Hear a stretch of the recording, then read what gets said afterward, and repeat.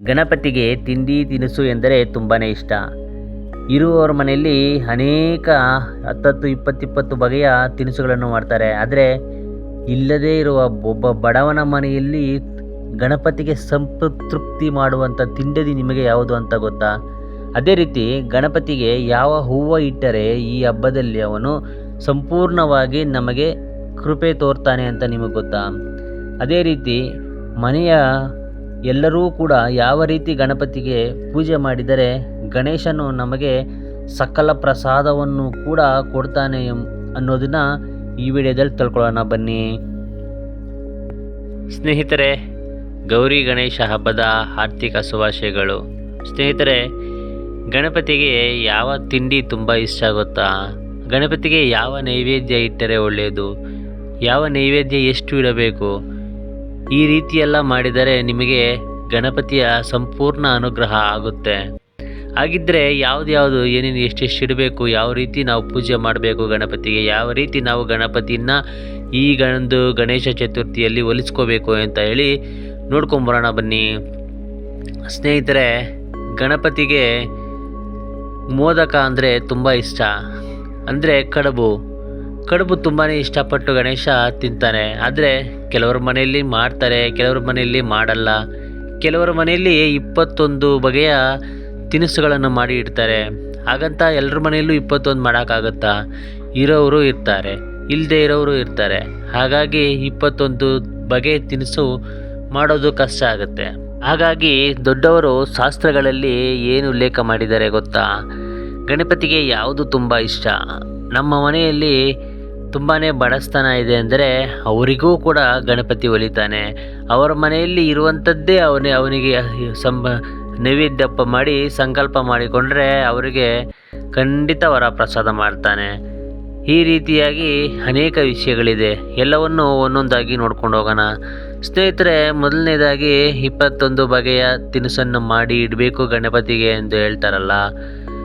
ಆದರೆ ನೀವು ಏನೇ ಒಂದೇ ತಿನಿಸು ಮಾಡಿದರೂ ಕೂಡ ಅದನ್ನು 21 ಇಡಬಹುದು. 21 ಇಟ್ಟರೆ ಅವನು ಸಂತೃಪ್ತನಾಗ್ತಾನೆ ಅಂತ ಹೇಳ್ತಾರೆ.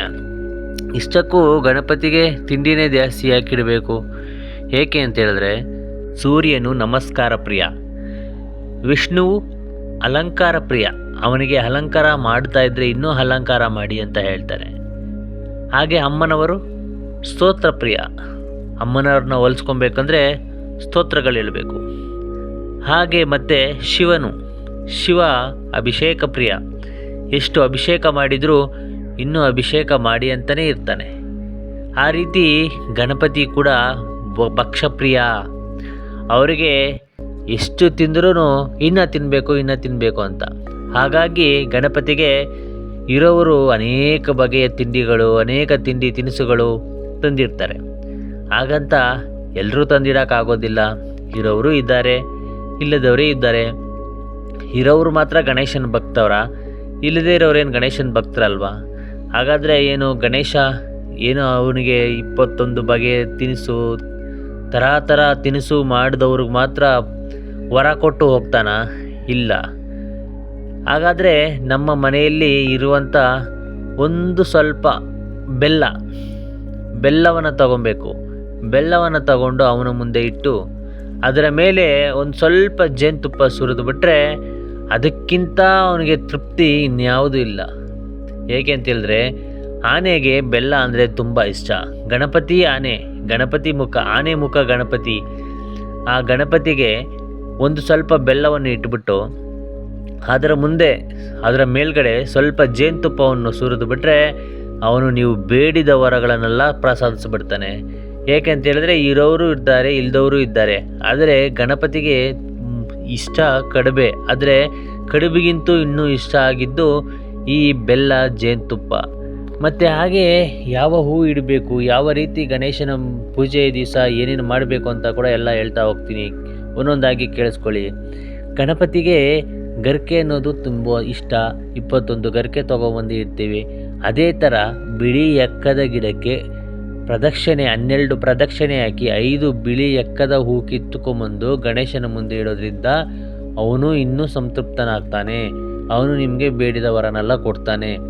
ಹಾಗೆಯೇ ನೀವೇನಾದರೂ ಗಣೇಶನ್ನ ಮನೆಯಲ್ಲಿ ಕುಳಿಸಿದ್ರೆ ಈ ಕೆಲಸ ಮಾಡೋದನ್ನು ಮಾತ್ರ ಮರಿಬೇಡಿ. ಏನು ಮಾಡಬೇಕು ಅಂತಂದರೆ, ಗಣೇಶನು ನಿಮಗೆ ಸಂಪೂರ್ಣವಾಗಿ ಒಲಿಯಬೇಕು ಅಂತ ಹೇಳೋದಾದರೆ, ಗಣೇಶನ್ನ ಕೂರಿಸುವಾಗ ಅದರ ಕೆಳಗೆ ಒಂದು ಸ್ವಲ್ಪ ಬಿಳಿ ಸಾಸಿವೆಯನ್ನು ಹಾಕೋದನ್ನು ಮಾತ್ರ ಮರಿಬೇಡಿ. ಈ ಬಿಳಿ ಸಾಸಿವೆ ಹಾಕೋದ್ರಿಂದ ನಿಮಗೆ ತುಂಬಾ ವರಪ್ರಸಾದವಾಗುತ್ತೆ. ಬಿಳಿ ಸಾಸಿವೆಯನ್ನು ಇಟ್ಟು, ಗಣಪತಿ ಈ ವರ್ಷ ನಾನು ಏನೇನು ಕೊಡಬೇಕು ಅಂದ್ಕೊಂಡಿದ್ನೋ ಎಲ್ಲವನ್ನು ಕೂಡ ನಿನಗೆ ಕೊಟ್ಟಿದ್ದೀನಿ ಅಂತ ತಿಳ್ಕೊ. ಮುಂದಿನ ವರ್ಷ ನಾನು ಏನೇನು ಮಾಡಬೇಕು ಅಂದ್ಕೊಂಡಿದ್ದೀನೋ ಎಲ್ಲವನ್ನೂ ನೀನೇ ನನ್ನ ಕೈಯಿಂದ ಮಾಡಿಸ್ಕೋಬೇಕು. ನೀನೇ ಎಲ್ಲ, ನೀನು ಕೊಟ್ಟರೆ ನಾನು ಮಾಡ್ತೀನಿ, ನೀನು ಕೊಟ್ಟಿಲ್ಲ ಅಂದರೆ ನಾನು ಹೆಂಗೆ ಮಾಡಲಿ, ನೀನು ಕೊಟ್ಟರೆ ನಾನು ಮಾಡೋಕ್ಕಾಗೋದು ಅಂತ ಗಣಪತಿ ಹತ್ರ ಕೇಳ್ಕೋಬೇಕು. ಹಾಗೆಯೇ ಈ ಗೌರಿ ಗಣೇಶ ಹಬ್ಬ ವಿಶೇಷ ಏನಂದರೆ, ಗೌರಿ ಅಂದರೆ ಮನೆಯ ತಾಯಿ, ಹೆಂಡತಿ ಅಂದರೆ ಮನೆಯ ಗೃಹಿಣಿ, ಮನೆಯ ತಾಯಿ. ಗಣೇಶ ಎಂದರೆ ಮಕ್ಕಳು. ಈ ಗೌರಿ ಗಣೇಶ ಹಬ್ಬ ಬರುವುದೇ ಮನೆಯಲ್ಲಿ ಹೆಂಡತಿ ಮಕ್ಕಳು ಎಲ್ಲರೂ ಕೂಡ ಸಂತೋಷವಾಗಿ ಇರಬೇಕು ಅಂತ. ಆದರೆ ಈ ಹಬ್ಬದ ದಿವಸ ಏನಕ್ಕೋ ಸಣ್ಣ ಪುಟ್ಟದಕ್ಕೆ ಏನಕ್ಕೂ ಯಾರೂ ಜಗಳ ಮಾಡ್ಕೊಳ್ದೆ ಆರಾಮಾಗಿ ಮನೆಯಲ್ಲಿ ಕಿರಿಕಿರಿಗಳಿದ್ದೇ ಇರುತ್ತೆ. ಅಯ್ಯೋ ಅದಿಲ್ಲ ಇದಿಲ್ಲ ಹಬ್ಬಕ್ಕೆ ಅದು ಇದು ಅಂತ. ಆದರೂ ಕೂಡ ಸಂತೋಷವಾಗಿ ಇರೋದ್ರಲ್ಲಿ ಹೇಳಿದ್ನಲ್ಲ, ಗಣಪತಿ ನನಗೆ ಅದೇ ಬೇಕು ಇದೇ ಬೇಕು ಅಂತ ಕೇಳಲ್ಲ. ಒಂದು ಸ್ವಲ್ಪ ಬೆಲ್ಲ, ಅದರ ಮೇಲೆ ಒಂದು ಸ್ವಲ್ಪ ಜೇನುತುಪ್ಪ ಹಾಕ್ಬಿಟ್ರೆ ಸಂತೃಪ್ತನಾಗಿ ಕೇಳಿದ ವರನ ಪ್ರಸಾದ ಕೊಡ್ತಾನೆ ಗಣಪತಿ. ಹಾಗಾಗಿ ಎಲ್ಲರೂ ಕೂಡ ಮನೆಯಲ್ಲಿ ಎಷ್ಟು ಸಂತೋಷವಾಗಿ ಹೆಂಡತಿ ಮಕ್ಕಳು ಎಲ್ಲರೂ ಕೂಡ ಎಷ್ಟು ಸಂತೋಷವಾಗಿ ಅವನಿಗೆ ಪೂಜೆಯನ್ನು ಮಾಡ್ತೀವೋ ಅವನು ಅಷ್ಟೇ ವರಪ್ರಸಾದ ಮಾಡ್ತಾನೆ.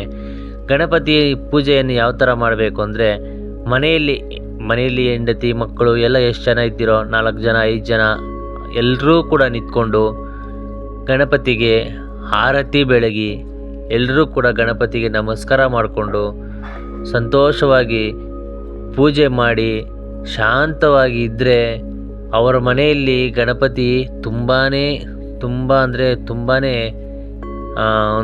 ಅವನ ವರ ಕೊಟ್ಟು ಹೋಗ್ತಾನೆ ಅಂತಲೂ ಹೇಳ್ತಾರೆ. ಹಾಗಾಗಿ ಸ್ನೇಹಿತರೆ, ಎಲ್ಲರೂ ಕೂಡ ಮನೆಯಲ್ಲಿ ಗಣಪತಿ ಪೂಜೆಯನ್ನು ಆರಾಮಾಗಿ ಸಂತೋಷವಾಗಿ ಮಾಡೋಣ. ನಮ್ಮ ವಿಡಿಯೋ ನಿಮ್ಗೆ ಇಷ್ಟ ಆಗಿದರೆ ನಾನು ಕೇಳ್ಕೊಳ್ಳೋದಿಷ್ಟೇ, ದಯವಿಟ್ಟು ವಿಡಿಯೋಗೊಂದು ಲೈಕ್ ಮಾಡಿ, ಚಾನಲ್ನ ಸಬ್ಸ್ಕ್ರೈಬ್ ಮಾಡ್ಕೊಳ್ಳಿ. ಇಲ್ಲಿವರೆಗೂ ವಿಡಿಯೋ ನೋಡೋದಕ್ಕಾಗಿ ತುಂಬ ಧನ್ಯವಾದ. ಮತ್ತು ಇದೇ ಥರ ಒಳ್ಳೊಳ್ಳೆ ಮಾಹಿತಿಯನ್ನು ತರ್ತಾ ಇರ್ತೀನಿ. ಅಲ್ಲಿವರೆಗೂ ಬಾಯ್.